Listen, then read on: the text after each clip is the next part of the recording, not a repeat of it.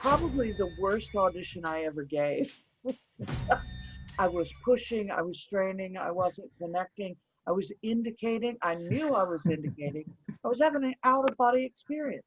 I couldn't get out of there fast enough, and I think they were asking me to leave. I mean, it was maybe not, but it was, I couldn't get out of it. I was having an out of body experience. I couldn't get focused no matter what. And I had vested all this time. I have no, to this day, I don't know why it crashed and failed, I but it, know that feeling so well.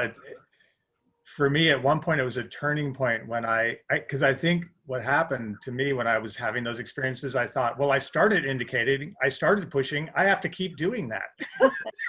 If I suddenly change, it's going to be weird.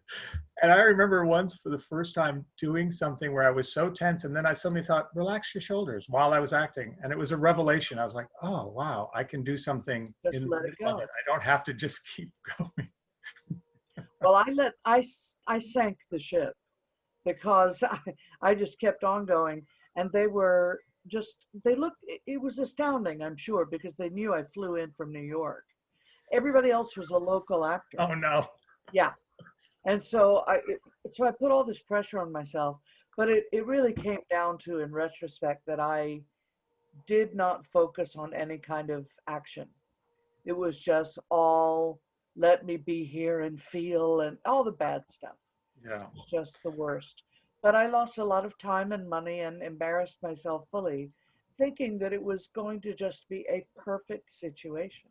I know. I think that's what used to kill me too, is this putting so much pressure on thinking this is the one, this it's meant to Right. be, it's meant to be. And like that's never meant to be. It's Never. usually the ones that you never think you're going to get, you get. But that used to, because you just be so excited and you think this is the one, and then that puts so much pressure on.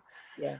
Well, I went to one where it was for an industrial, and they were so nice, and I was reading from cue cards, and it was for Pfizer, and so I would talk to them, and then I would look at the cue cards, and I would say the efficacy, and I'd start cracking up because I knew it was efficacy, but everybody start laughing, and they'd say, Pam, can you say efficacy 3 times? Efficacy, efficacy, efficacy, and then I go the efficacy, and start laughing. And and this happened for about at least 4 times, and they all were trying to help me so much.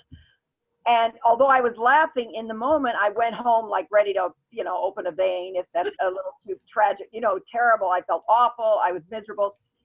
And then 2 weeks later, I get a call, and they said, oh my God, we meant to call you 2 weeks ago. You got the job. And I said, how did I get the job? They said, you're not doing the one with efficacy, but you're playing this person. And basically, I ended up playing a dumb salesperson. So it worked out beautifully. Wow, perfect. Yes.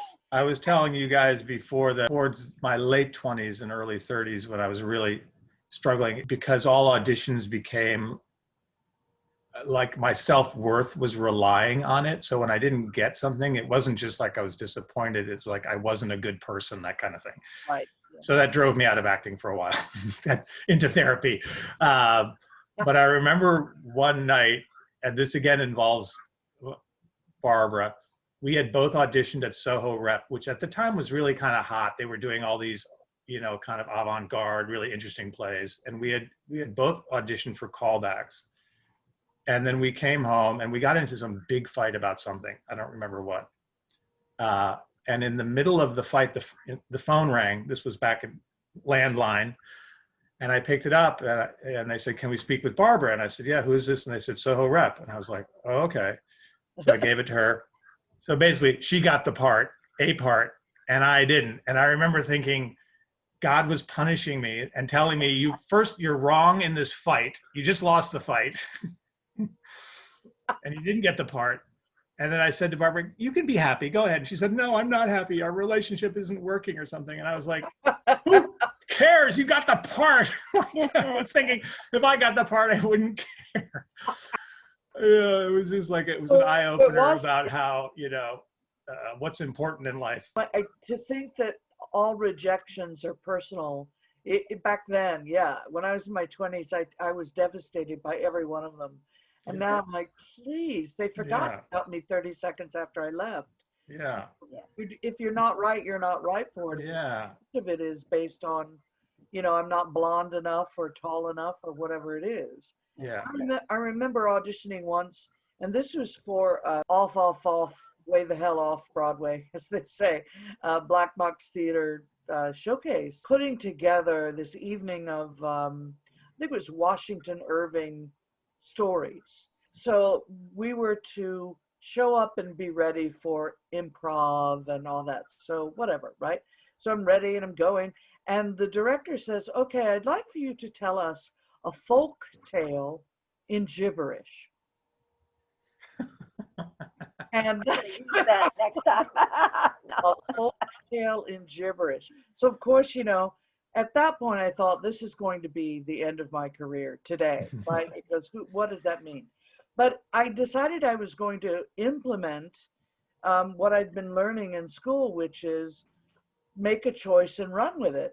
And I want you to know I started and it turned into some incredible, I don't even know what I was doing, but I made up a tale about a duck, I think. And I started doing all this physical stuff and vocal stuff.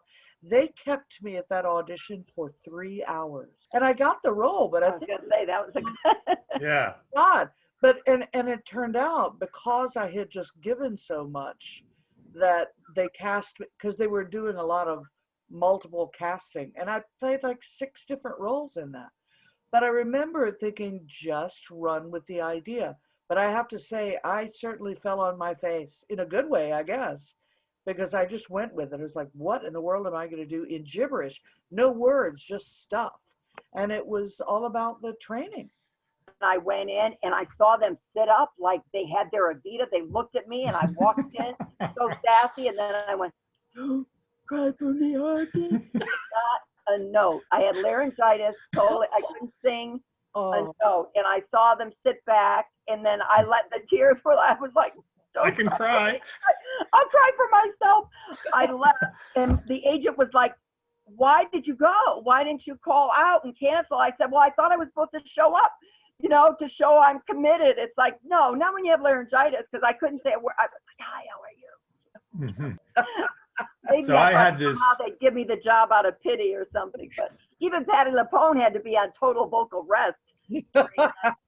I would get crazy reactions from directors sometimes playing Hecuba, and there's no set, so we're just out there being in the middle of a tragedy, and I'm trying so hard to connect somehow to personalize being a mother of 50 children or whatever, and I'm doing this, and the director kept saying, "You're forgetting that you need to move your left arm on that line." Oh my. That's what you want me to focus on? And then the next day, "No, I need for you to move that right knee." I mean, directors sometimes, it's like we're doing Greek tragedy. And I'm wearing a long hymation. And he's talking about move your left knee. I'm like, I can't, now I'm in my head. So speaking of Greek tragedies, Wait, I'm half. I was in Are you talking about me? no. I was in a production of Antigone, and it was like a shortened. It was like a 50-minute version. It's not that long to begin with, but so everything was tight. So in the last couple of pages, everybody dies. Like Sure. Someone comes in and says Haman died, then Creon killed himself, then whatever Eurydice, or I don't think that's the mother, kills herself. The messenger, everyone is announced that they're dead, and everyone's dead by the end of the play. So one night there was somebody in the audience who had, I think, was drunk, but also had like a sneezing attack. And his sneezes punctuated each announcement of a death. So it was like, Haman died, achoo! Died, achoo! And then I swear, Creon was dead on the floor. At that point, I was dead, but I was off stage, so I could see. He started shaking with laughter, and the audience was shaking with laughter, or not shaking, just laughing by the end of this, at this tragedy, and everybody's dead because of the rim shots at the end of everybody is dead, including the dead people on stage were laughing. So it was a nice tragedy turned into a comedy. And that's comedy. You can't teach that. It's just Yeah. timing is everything. It's like hearing somebody off stage flush a toilet right at the end of some. Yes. Profound moment. Yeah. I mean, that's live theater. It's always Yeah. something that makes you think, why didn't I choose to be a veterinarian? Why am I in this? What am I doing? Yeah. I had to open a show with the audience coming in and taking their seats while I'm on a bed underneath a sheet, motionless. And I'm supposed to just take the sheet off and start the show. Well, this is not an audition story either, but sorry, Megan. It's just taking us.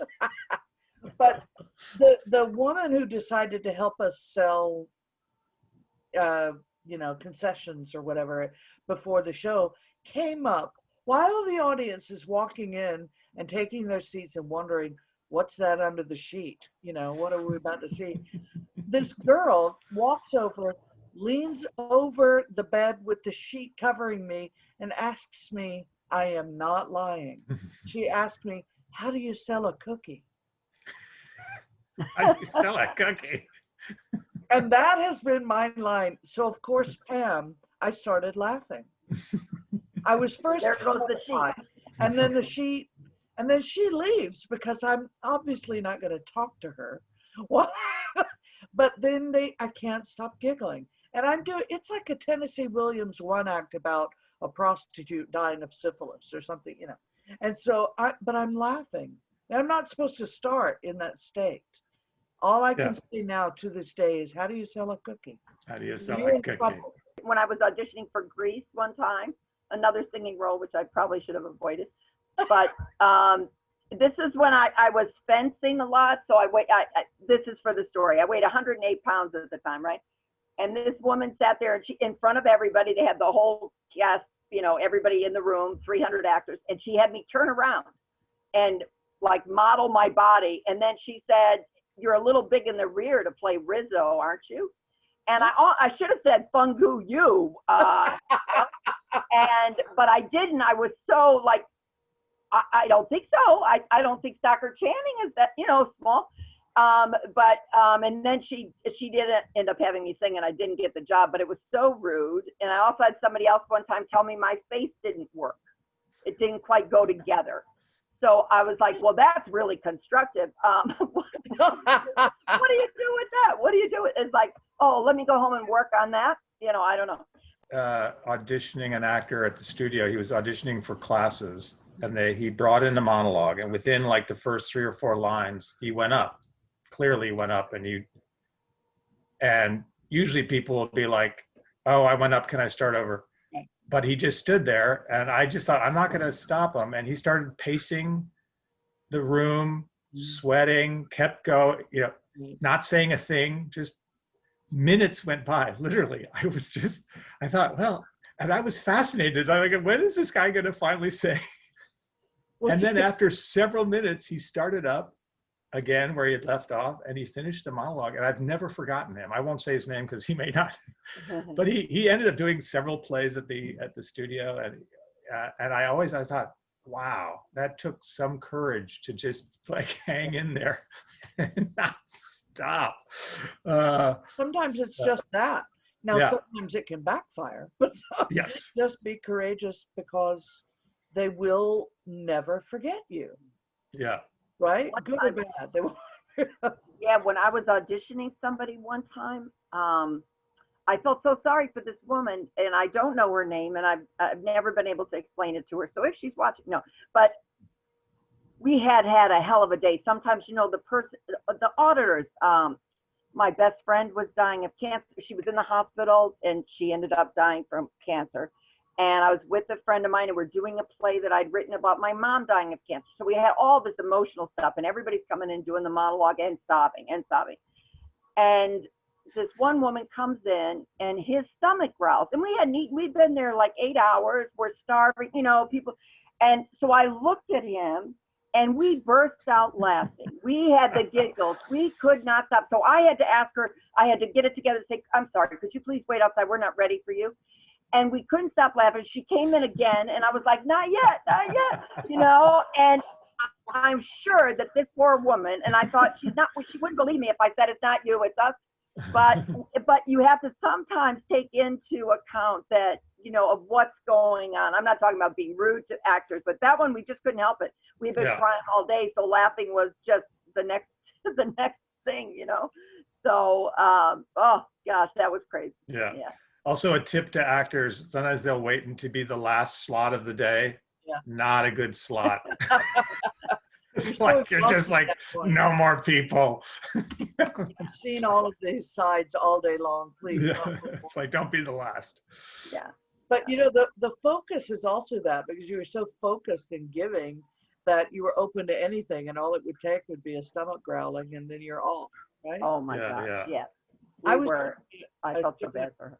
I was doing a show in college, and I think it was, and Miss Reardon drinks a little or something like, you know. And so we were, you know, of course, all playing roles much older than what we actually were.